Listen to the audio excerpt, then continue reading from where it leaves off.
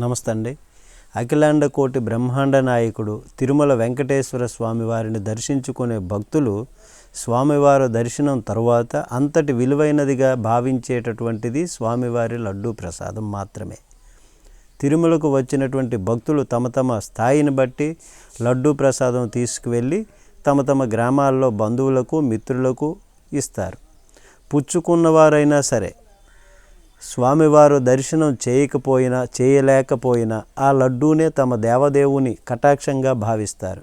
అలాంటి లడ్డూ ప్రసాదాన్ని తిరుమల వచ్చేటటువంటి భక్తులకు కోరినన్ని లడ్డూలు ఇవ్వటానికి తిరుపతి తిరుమల దేవస్థానం ఇప్పుడు చర్యలు తీసుకుంటోంది.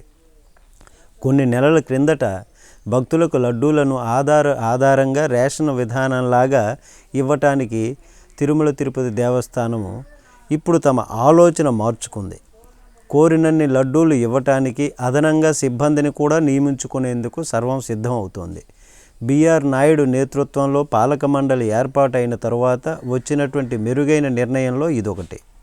తిరుమల శ్రీవారి పోటులో ప్రస్తుతం రోజుకు 3.5 లక్షల చిన్న లడ్డూలు, 6,000 పెద్ద లడ్డూలు, కళ్యాణ లడ్డూలు, 3,500 వడలు తయారు చేస్తున్నారు.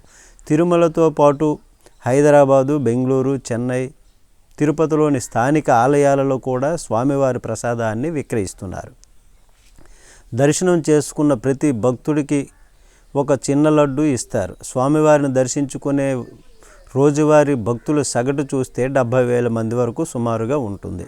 అయితే వారందరికీ కూడా ఉచితంగానే 70,000 లడ్డూలు ఇవ్వాలి. గతంలో భక్తులు కోరినన్ని లడ్డూలు ఇచ్చే ఏర్పాటు ఉండేది.